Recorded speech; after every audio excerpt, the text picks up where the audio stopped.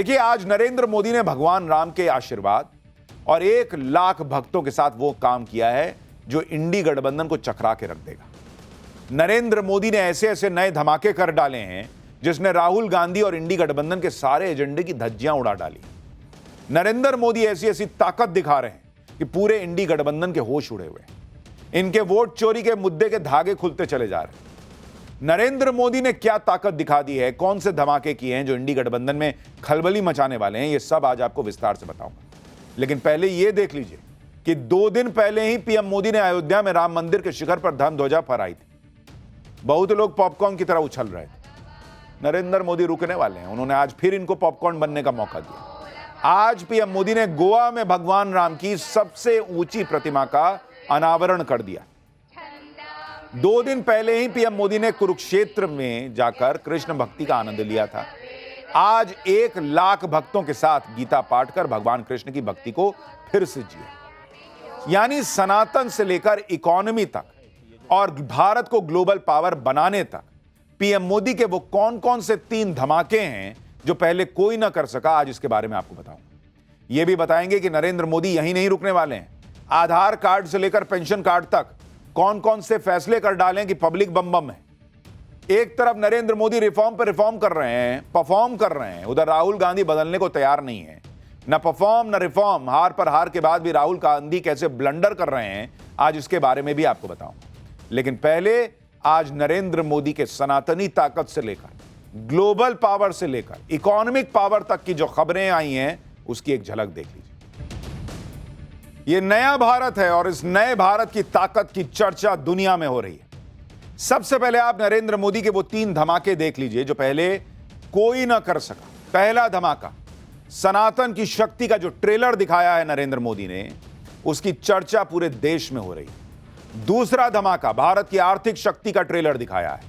और तीसरा धमाका, भारत की ग्लोबल पावर का ट्रेलर। इन तीनों धमाके से इंडी गठबंधन में कैसे खलबली मची होगी, आप उसके बारे में आज सुनेंगे तो हैरान रह जाएंगे।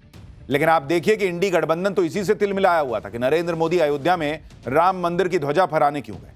लेकिन 2 दिन बाद ही पीएम मोदी ने नया धमाका कर दिया।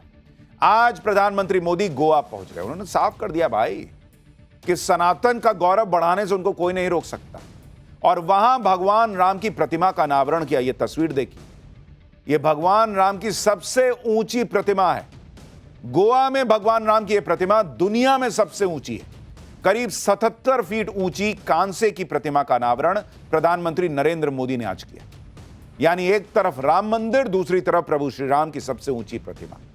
इस प्रतिमा में भगवान राम हाथ में धनुष धारण किए हुए दिख रहे हैं। यह 77 फीट ऊंची विशालकाय कांस्य प्रतिमा भारत के प्रख्यात शिल्पकार राम सुतार ने तैयार की है, जो गुजरात में बनी स्टैच्यू ऑफ यूनिटी के निर्माता है। पीएम मोदी गोवा में 550 साल पुराने श्री संस्थान गोकर्ण जीवत्तम मठ में भी गए। पीएम मोदी मठ के 550वें वर्ष उत्सव में शामिल हुए। पीएम मोदी ने मठ की तरफ से विकसित रामायण थीम पार्क गार्डन का भी उद्घाटन किया। यहां पीएम मोदी ने काशी विश्वनाथ से लेकर राम मंदिर का जिक्र किया। और क्या कहा, एक बार सुनिए।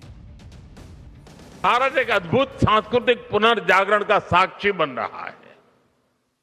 अयोध्या में राम मंदिर का पुनर्स्थापन, काशी विश्वनाथ धाम का भव्य पुनरुद्धार और उज्जैन में महाकाल महालोक का विस्तार, ये सब हमारे राष्ट्र की उस जागरूकता को प्रकट करते हैं जो अपनी आध्यात्मिक धरोहर को नई शक्ति के साथ उभार रही है। रामायण सर्किट, कृष्ण सर्किट, गया जी के विकास कार्य और कुंभ मेले का अभूतपूर्व प्रबंधन, ये सभी उदाहरण बताते हैं कि आज का भारत अपनी सांस्कृतिक पहचान को नए संकल्प और नए आत्मविश्वास के साथ आगे बढ़ा रहा है। ये जागृति भविष्य की पीढ़ियों को अपनी जड़ों से जुड़े रहने की प्रेरणा देती है। नरेंद्र मोदी सनातन को लेकर जो अलख जगा रहे हैं, आप उसको इस बात से समझिए कि अचानक कोई गोवा का नाम सुनता है तो लोग सोचते हैं गोवा जाएंगे बीच के किनारे, गोवा जाएंगे पार्टी करेंगे। लेकिन नरेंद्र मोदी गोवा जाने का एक और सनातनी मकसद भी दे रहे हैं। प्रभु श्री राम की सबसे ऊंची मूर्ति दुनिया की देखने के लिए भी अब लोग गोवा जाएंगे। इधर पीएम मोदी की राम भक्ति की झलक दिख रही है, उधर पीएम मोदी कर्नाटक में कृष्ण भक्ति में भी रमे दिखे। गोवा से पहले पीएम मोदी आज सुबह कर्नाटक के उडुपी में कृष्ण मठ पहुंचे थे। यहां उन्होंने लक्ष्य कंठ गीता पारायण कार्यक्रम में हिस्सा लिया। इस कार्यक्रम में 1 लाख लोगों ने 1 लाख उन्होंने सामूहिक रूप से श्रीमद् भगवद गीता का पाठ किया। इन 1 लाख लोगों में पीएम मोदी भी शामिल रहे।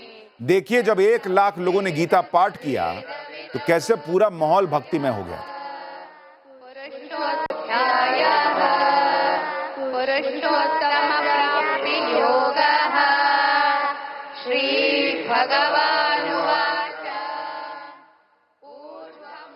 उडुपी में पीएम मोदी ने ऐतिहासिक श्री कृष्ण मठ में पूजा अर्चना की। वैष्णव संत माधवाचार्य ने करीब 800 साल पहले इस मठ की स्थापना की थी।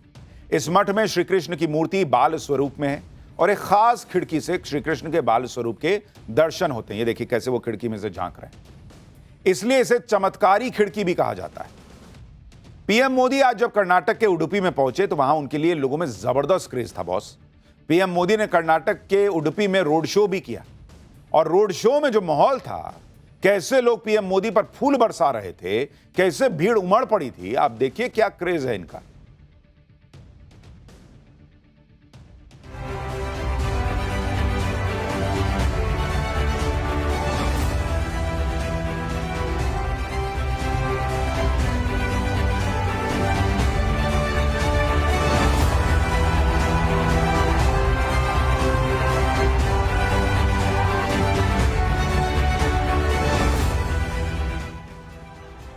उडुपी में गीता पाठ में शामिल हुए पीएम मोदी ने वहां आए लोगों को संबोधित भी किया। इस दौरान पीएम मोदी के सिर पर एक विशेष तरह की टोपी नजर आई, जिसमें माथे पर मोर पंख लगे दिख रहे थे। पीएम मोदी ने ऑपरेशन सिंदूर का जिक्र करते हुए कहा कि नया भारत है, किसी के आगे झुकता नहीं है। सुनिए। ऑपरेशन सिंदूर की कार्रवाई में भी देश ने हमारा ये संकल्प देखा है। पहलगाम के आतंकी हमले में कई देशवासियों ने अपना जीवन गंवाया। इन पीड़ितों में मेरे कर्नाटका के भाई बहन भी थे। लेकिन पहले जब ऐसे आतंकी हमले होते थे तो सरकारें हाथ पर हाथ रखकर बैठ जाती थी। लेकिन ये नया भारत है, ये न किसी के आगे झुकता है,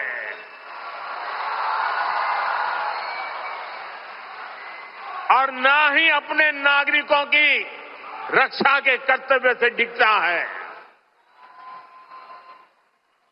हम शांति की स्थापना भी जानते हैं और शांति की रक्षा करना भी जानते हैं।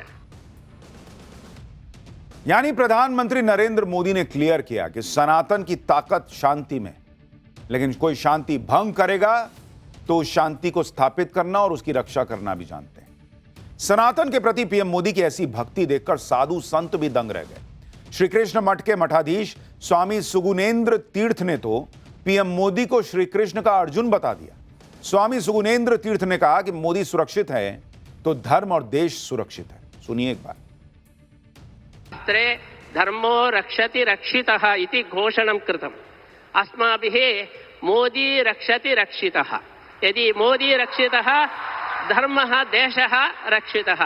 मोदी हस्ते समग्र विश्वं सुरक्षितं वर्तते इति। नरेंद्र मोदी महोदयः अर्जुन इव। अर्जुनः इन्द्रावतारः। श्रीमध्वाचार्याः वदन्ति अर्जुने नरावेशः वर्तते। अतः नरेंद्र शब्दस्य अर्थः साक्षात् अर्जुनः। यत्र गीता प्रचलति तत्र अर्जुनः आगतः। अतः अर्जुन आगमनेन अस्माकं लक्ष्यकण्ठगीता समर्पणं संपूर्णम् इति वयं भावयामः। सुन रहे हैं आप, वो कह रहे हैं भाई कि नरेंद्र मोदी सुरक्षित हैं तो भारत में धर्म सुरक्षित, भारत सुरक्षित। अब जिसको जो आग लगनी है वो लगे, लेकिन भाई जिसको जो भाव है वो कह रहे हैं। देखिए, सनातन की शक्ति से लैस नरेंद्र मोदी ने सनातन को मजबूत करने का तो काम किया है, लेकिन सबसे बड़ा धमाका तो आज आर्थिक मोर्चे पर कर दिया। यह ऐसा धमाका है जो ना अमेरिका में ट्रंप कर पाए, ना चीन में जिनपिंग, ना दुनिया का कोई और नेता कर पाया। आज ही भारत की जीडीपी के रिकॉर्ड तोड़ आंकड़े आए। यह वो डेटा है जिसने देश की अर्थव्यवस्था को लेकर पीएम मोदी के खिलाफ चलाए जा रहे एजेंडे को एक झटके में ध्वस्त कर दिया। वित्तीय वर्ष 2025-26 की दूसरी तिमाही में जीडीपी ग्रोथ ने बड़ी छलांग लगाई है। आप देखिए कि जुलाई से सितंबर के बीच जीडीपी ग्रोथ के जो आंकड़े आए, आप सुनेंगे तो हैरान रह जाएंगे। इस वक्त वो आंकड़े कहते हैं कि कहां पड़े हो चक्कर में, कोई नहीं है टक्कर में। तो जीडीपी ग्रोथ रेट अगर आप देखेंगे भारत की, ये 8.2% है बॉस, 8.2%। ये दूसरी तिमाही का आपको बता रहा हूं, ये दूसरी तिमाही के आंकड़े आए हैं, यानी जुलाई से सितंबर के बीच के आंकड़े। यानी जिस वक्त वो डोनाल्ड ट्रंप सोचे बैठे थे कि अरे मैंने टैरिफ लगा दिया, ये होगा वो होगा, उस समय भारत की इकोनॉमी रॉकेट बन गई बॉस। पिछले साल दूसरी तिमाही में यह आंकड़ा 5.6% था। आप सोचिए नरेंद्र मोदी ने क्या किया है कि जब और बड़ी चुनौती आई तो ऐसा गियर बदला कि भाई रिकॉर्ड टूट रहे हैं। जबकि अप्रैल से जून के बीच की पहली तिमाही में जीडीपी ग्रोथ रेट 7.28% थी और उसके 3 महीने बाद यह 8% के मार्क को क्रॉस कर गई। पिछले 18 महीनों में यह जीडीपी ग्रोथ में सबसे बड़ा जंप। तो जब लोग सोच रहे थे कि भारत कमजोर पड़ेगा, नरेंद्र मोदी के फैसलों ने भारत की इकोनॉमी को और ज्यादा तेजी दे दी। यह ग्रोथ रेट तब है जब अमेरिका ने भारत पर सबसे ज्यादा टैरिफ लगाया हुआ है। अमेरिका ने अगस्त से भारत के प्रोडक्ट पर 50% टैरिफ लगा रखा है, लेकिन भारत की आर्थिक ताकत के आगे ट्रंप का टैरिफ वार भी बेअसर हो गया। जो ट्रंप भारत की इकोनॉमी को डेड बता रहे थे, उनको भी तगड़ा जवाब मिल गया। जो राहुल गांधी ट्रंप की हां में हां मिलाते हुए कह रहे थे कि अरे सबको पता है इकोनॉमी डेड है, उनको भी आज जवाब मिल गया। इकोनॉमी डेड है तो 8.2% से बढ़ती है। राहुल गांधी जी, आपकी पॉलिटिक्स डेड हो गई है ये सब कर करके। आप देखिए, राहुल गांधी ने इसी साल जुलाई में भारत की इकोनॉमी को डेड कहा था, मजाक उड़ाया था कि पीएम मोदी और वित्त मंत्री के अलावा सबको पता है कि भारत की इकोनॉमी डेड है। राहुल गांधी जुलाई में क्या मजाक उड़ा रहे थे, कैसे बिहार चुनाव आते आते उनका मजाक बन गया है, और ये आंकड़े कैसे उनका मजाक उड़ा रहे हैं, देखिए एक बार।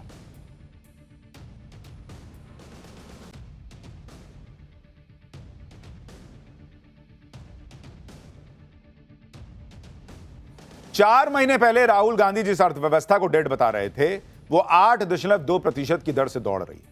और बड़े बड़े देश ग्रोथ रेट के मामले में भारत के आसपास नहीं पटक रहे बॉस। लेकिन राहुल गांधी को इससे थोड़ी फर्क पड़ता है, वो तो जो बोलना है वो बोलते हैं। साल 2022 में भी राहुल गांधी ने आरबीआई के पूर्व गवर्नर रघुराम राजन के साथ बातचीत में ऐसा माहौल बनाया था कि 2023 में तो भारत की ग्रोथ रेट 5% भी रहे तो बहुत बड़ी बात होगी, जबकि 2023-24 में भी भारत की ग्रोथ रेट 8% से ज्यादा थी। सुनिए साल 2022 में भी राहुल गांधी कैसे भारत की इकोनॉमी को डेड बताने चले थे। The growth is going to slow in the world more generally. People are raising interest rates, that brings down growth. India is also going to be hit. I think that we would be lucky if we do 5% next year. 8.2% की bumper GDP growth की वजह क्या है, कैसे देश की अर्थव्यवस्था दुनिया में सबसे तेजी से दौड़ रही है, पीएम मोदी ने इसकी वजह भी बताई। प्रधानमंत्री मोदी ने कहा कि जीडीपी के आंकड़े बहुत उत्साहित करने वाले। ये आंकड़े हमारी प्रो ग्रोथ पॉलिसी और रिफॉर्म के असर को दिखाते हैं, साथ ही हमारे लोगों की मेहनत को दर्शाते हैं। हमारी सरकार लगातार रिफॉर्म करती रहेगी और हर नागरिक के जीवन को आसान बनाने पर काम करती रहेगी। प्रधानमंत्री मोदी ने ट्विटर पर यह बात लिखी है। अब वहां ट्रंप के लोग भी पढ़ेंगे, जाके कान में फुसफुसियाएंगे, सर ये तो एकदम खेला उल्टा पड़ गया। यानी जीडीपी ग्रोथ में दमदार छलांग का बड़ा क्रेडिट पीएम मोदी ने रिफॉर्म्स को दिया। पीएम मोदी क्या क्या रिफॉर्म करते चले जा रहे हैं जिससे इकोनॉमी बम बम है और पब्लिक भी बम बम है, इसके बारे में आगे आपको बताऊंगा। लेकिन पहले आप यह भी देखिए कि भारत की तरक्की की जबरदस्त रफ्तार देखकर दुनिया दंग है। ग्लोबल फाइनेंशियल रेटिंग एजेंसी भी भविष्य में भारत की मजबूती का अनुमान लगा रही है। ग्लोबल रेटिंग एजेंसी मूडीज ने कहा है कि भारत 2025 में 7% की जीडीपी ग्रोथ के साथ न सिर्फ उभरते बाजारों बल्कि पूरे एशिया पैसिफिक यानी एशिया प्रशांत क्षेत्र में विकास का नेतृत्व करेगा। जबकि एशिया प्रशांत क्षेत्र की औसत जीडीपी ग्रोथ 2025 में 3.6% रहने का अनुमान है। यानी पूरे रीजन में 3.6% की ग्रोथ, अब भारत 7%, ऑलमोस्ट डबल। मूडीज के मुताबिक वैश्विक अनिश्चितताओं के बीच भी भारत की घरेलू डिमांड उसे आर्थिक रूप से मजबूत बनाए रखेगी। मूडीज ने कहा कि भले ही भारतीय रुपया डॉलर के मुकाबले कमजोर हो रहा है, लेकिन ज्यादातर रेटेड एजेंट भारतीय कंपनियों के पास एक्टिव करेंसी रिस्क मैनेजमेंट या मजबूत कारोबारी सिक्योरिटी सिस्टम मौजूद है। यानी उसका भी फर्क भारत को नहीं पड़ रहा। एक तरफ भारत की आर्थिक शक्ति दुनिया देख रही है, सलाम ठोक रही है भारत को बॉस। दूसरी तरफ दुनिया में भारत का दबदबा भी बढ़ता जा रहा है। नरेंद्र मोदी ने जो एक और बड़ा धमाका किया है वो भारत को ग्लोबल पावर बनाने पर किया है। ऑस्ट्रेलिया की प्रतिष्ठित लोवी इंस्टीट्यूट ने एशिया पावर इंडेक्स 2025 जारी किया है। इस रिपोर्ट में भारत को एक बड़ी पावर बताया गया है। एशिया पावर इंडेक्स में 27 देशों की रैंकिंग में भारत तीसरे नंबर पर आ गया है। जापान, रूस, ऑस्ट्रेलिया जैसे देशों की रैंकिंग भारत से नीचे है। पाकिस्तान तो टॉप 10 या टॉप 15 में भी नहीं है, भिखारी देश। इस रैंकिंग में भारत जापान को पीछे करते हुए तीसरे नंबर पर आ गया। आर्थिक क्षमताओं में भारत की रैंकिंग में सुधार आया है। वहीं अमेरिका जैसे ताकतवर देश को बड़ा झटका लगा है। एशिया पावर इंडेक्स में अमेरिका के स्कोर को 1.2 पॉइंट का झटका लगा है, जो 2018 के बाद से अमेरिका का सबसे कम स्कोर है। डिप्लोमेसी, डिफेंस, इकोनॉमिक क्षमता जैसे अहम सेक्टर में अमेरिका के स्कोर में गिरावट आई है। यानी जो डोनाल्ड ट्रंप भारत को चैलेंज देने निकले थे वो खुद लड़खड़ा के गिरते दिख रहे हैं। और नरेंद्र मोदी और भारत को कोई फर्क नहीं पड़ा। भारत की ताकत बढ़ती चली जा रही है और इसके पीछे प्रधानमंत्री नरेंद्र मोदी का नेतृत्व और वो रिफॉर्म है जो वो लगातार करते जा रहे हैं। देश की इकोनॉमी अगर टॉप गियर में है तो इसके लिए जरूरी रिफॉर्म नरेंद्र मोदी ने किए। एक पूरा इकोसिस्टम लगा रहा। क्या है, मोदी को कुछ आता है, ये होता है। उस इकोसिस्टम को कोहनी मार के अपना काम करते जाने का असर, क्योंकि असर दिख रहा है। पीएम मोदी का मिशन पूरा नहीं हुआ जब तक, तो वो एक के बाद एक सुधार करते चले गए। कल ही हमने आपको बताया था कि 2 करोड़ से ज्यादा आधार नंबर बंद कर दिए गए। अब आधार से जुड़ा एक और अहम फैसला लिया गया है। यूपी और महाराष्ट्र सरकार ने आधार कार्ड से जुड़ा बड़ा फैसला किया है। उत्तर प्रदेश में आधार कार्ड जन प्रमाण पत्र के तौर पर मान्य नहीं होगा। महाराष्ट्र सरकार ने भी आधार को जन प्रमाण पत्र के तौर पर अमान्य कर दिया है। इस फैसले से फर्जी जन प्रमाण पत्र के आधार पर लाभ लेने वालों पर रोक लग जाएगी। साथ ही सरकारी योजनाओं का लाभ सही व्यक्ति तक पहुंच सकेगा। जन प्रमाण पत्र के नियमों को लेकर भी पारदर्शिता आएगी। तो एक इकोसिस्टम जो नरेंद्र मोदी से चिढ़ा बैठा है वो यही सब ना वजह है। पहले जनधन अकाउंट खुलवा दिए, बिचौलियों की चांदी रहती थी, अब सीधा अकाउंट में पैसा चल जाता है। तो जिसका पैसा बीच में कट गया बिचौलियों का, उसको कैसे नरेंद्र मोदी अच्छे लगेंगे? लेकिन जो गरीब आदमी के अकाउंट में जा रहा है उसको अच्छे लग रहे हैं, वो वोट दे रहा है। तो राहुल गांधी कहते हैं वोट चोरी हो रहा है। नरेंद्र मोदी बड़े से बड़ा रिफॉर्म करते चले जा रहे हैं। कई बार तो लोग ऐसा पूछते हैं कि अरे यार, ये कोई पहले क्यों नहीं कर पाया? क्योंकि वो कोई बहुत ऐसा तूफानी काम नहीं है, लेकिन नरेंद्र मोदी कर रहे हैं तो लगता है कि अरे यार, कोई सोच तो रहा है।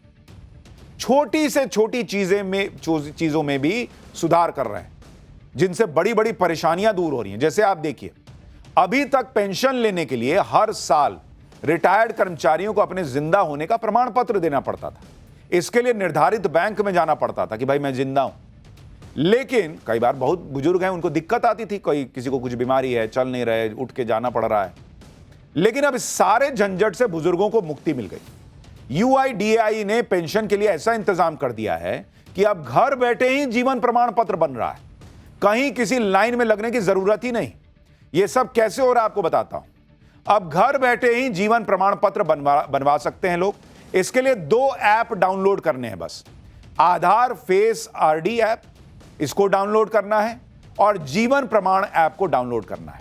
जीवन प्रमाण ऐप पर अपना आधार नंबर डालिए, फिर अपना मोबाइल नंबर डालिए, ईमेल ID डालिए, उसके बाद मोबाइल पर आए OTP को डालकर सबमिट कर दीजिए। उसके बाद अपना पेंशन का डिटेल डालिए। उसके बाद आधार फेस RD से फेस ऑथेंटिकेशन होगा। वहां पे आपका चेहरा चेक कर लेगा कि भाई इसका चेहरा आया, उसमें अपना चेहरा दिखाइए, रिकॉग्नाइज कर लेगा, हाँ ये वही है जिनका पेंशन होना है। इसके बाद आपका जीवन प्रमाण पत्र बन गया। ये प्रक्रिया पूरी तरह से डिजिटल और सुरक्षित है। अब आप सोचिए, ये कोई ऐसा तूफानी काम नहीं है कि नहीं हो सकता था पहले, लेकिन भाई नियत भी तो होनी चाहिए, किसी का दर्द समझने की बात भी तो होनी चाहिए कि अरे यार लोगों को दिक्कत आ रही है, कैसे कर सकते हैं। ये नरेंद्र मोदी कर रहे हैं। कितने ही बुजुर्ग लोग हैं जिन्हें लाइन में लगकर जीवन प्रमाण पत्र बनवाने से अब आजादी मिल गई।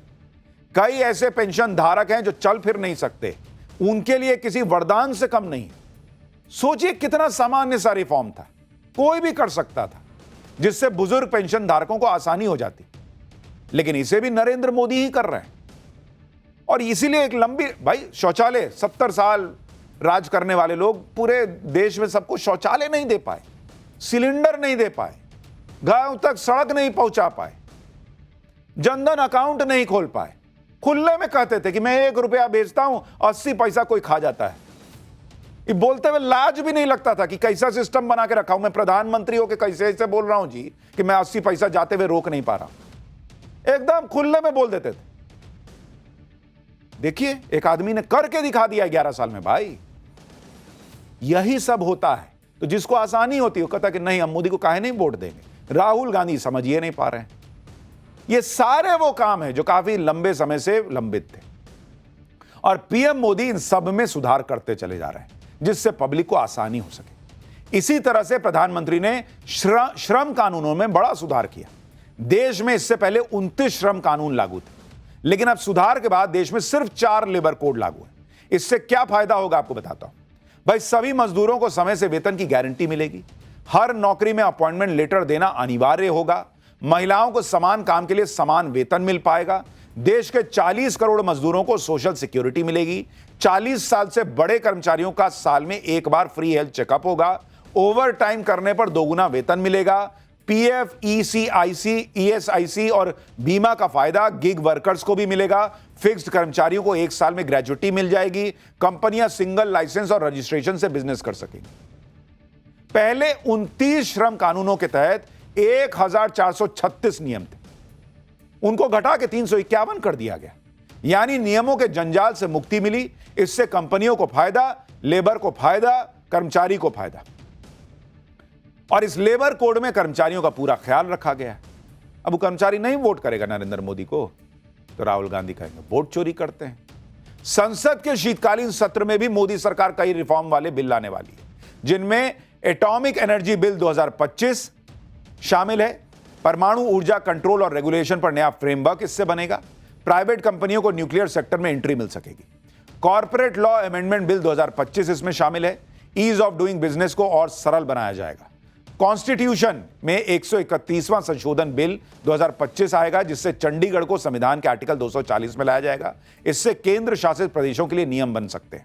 Higher education of India bill college और यूनिवर्सिटी को ज्यादा फ्रीडम देना, सिस्टम को पारदर्शी बनाना इसका मकसद है। यूजीसी, एआईसीटीई, एनसीटीई को खत्म कर एक कमीशन में जोड़ा जाएगा। नेशनल हाईवे अमेंडमेंट बिल, इससे भूमि अधिग्रहण की प्रक्रिया तेज होगी और अधिक पारदर्शी होगी, जिससे नेशनल हाईवे प्रोजेक्ट्स में देरी कम हो सकेगी। यानी प्रधानमंत्री मोदी हर सेक्टर में सुधार कर रहे हैं और इसके लिए जरूरी नियम कानून बनाते चले जा रहे हैं, जिससे विकास को रफ्तार मिल रही है, तेजी से भारत बढ़ रहा है। एक तरफ तो प्रधानमंत्री मोदी रिफॉर्म, परफॉर्म, ट्रांसफॉर्म वाले मंत्र पे काम कर रहे हैं, सनातन को साथ लेकर चल रहे हैं, इकोनॉमी को रॉकेट बना रखा है, ग्लोबल पावर भारत की बढ़ रही है। और दूसरी तरफ राहुल गांधी, दूसरी तरफ कांग्रेस, जो अपने अंदर ही रिफॉर्म नहीं कर पा रही, वो देश में क्या रिफॉर्म करेगी। राहुल गांधी जो मिशन मोड में वोट चोरी का मुद्दा उठा रहे हैं, ये जानते हुए भी कि इसका जमीन पर कोई असर नहीं हो रहा। पूरा बिहार चुनाव राहुल गांधी के वोट चोरी वाले कैंपेन पर कांग्रेस ने लड़ लिया। नतीजा यह हुआ कि कांग्रेस की बुरी हार हुई। कांग्रेस 6 सीट पर सिमट के रह गई। इस खराब परफॉर्मेंस के बाद कांग्रेस ने समीक्षा बैठक बुलाई, जहां हार की वजहों पर चर्चा होनी थी, लेकिन हार की वजह तो राहुल गांधी ने चुनाव के दौरान ही बता दी थी। समीक्षा बैठक में भी वोट चोरी को हार का जिम्मेदार बता दिया गया। बिहार में हार के कई और फैक्टर को जिम्मेदार, और भी कई फैक्टर्स को जिम्मेदार बताया गया, लेकिन राहुल गांधी पर किसी ने उंगली तक नहीं उठाई। यानी अगर कांग्रेस की जीत हो तो राहुल जननायक, हार हो तो कार्यकर्ता खलनायक। आप देखिए कि बिहार में हार की समीक्षा बैठक में राहुल गांधी ने क्या कहा। सूत्रों के मुताबिक राहुल गांधी ने नेताओं से कहा कि हार की जिम्मेदारी सभी नेताओं को समान रूप से लेनी चाहिए। वाह भैया, गांधी परिवार पूरा कांग्रेस पार्टी चलाएगा। हार की जिम्मेदारी सब बराबर बराबर लेंगे। दूसरों पर दोषारोपण करने की बजाय जिम्मेदारी लेनी चाहिए। कह रहे हैं हार के लिए 10,000 रुपए कैश ट्रांसफर और SIR जिम्मेदार है। हमारे 6 उम्मीदवार जीते तो फिर बाकी कैंडिडेट क्यों नहीं जीते? ये कोई बात है कि हम जो है वो इसमें सोशल साइंस में पास हो गए तो हम मैथ्स में क्यों नहीं पास हो? अरे भाई, मैथ्स नहीं पढ़िएगा तो फेल होइएगा, इंग्लिश नहीं पढ़िएगा तो फेल होइएगा। ये क्या बात हुई कि 6 जीते तो बाकी नहीं जीते? अच्छा देखिए, कह रहे हैं कि क्यों हारे, तो एक तरफ कहते हैं SIR की वजह से हारे, दूसरी तरफ कह रहे हैं 10,000 रुपया ट्रांसफर हुआ इसलिए हारे। भाई SIR में जो वोट चोरी करिए लिया, वो 10,000 रुपया काहे ट्रांसफर कर रहा था फिर? और जो 10,000 ट्रांसफर कर दिया वो SIR में चोरी क्यों करेगा फिर? कोई सिर पैर है? दोनों जुड़ रहे हैं आपस में। राहुल गांधी का बस चले तो चुंबक का जो है ना नॉर्थ पोल और नॉर्थ पोल को सटा दे। कर सकते हैं ये, और कोई नहीं कर सकता। यानी राहुल गांधी अभी भी कन्फ्यूजी आए हुए हैं। अगर SIR की वजह से हारे और वोट चोरी हुई तो फिर समीक्षा बैठक कर कौन बात कर रहे हैं? अगर हार की जिम्मेदारी ले रहे हैं तो फिर वोट चोरी वाला नैरेटिव काहे सुना रहे हैं? लेकिन राहुल गांधी और कांग्रेस आला कमान पर उंगली उठाएगा कौन? सुनिए एक बार क्या हुआ है। कांग्रेस पार्टी के विपक्ष के लीडर तो आदरणीय जननायक राहुल गांधी जी हैं, तो उन्होंने एक बात जरूर अपनी रखी।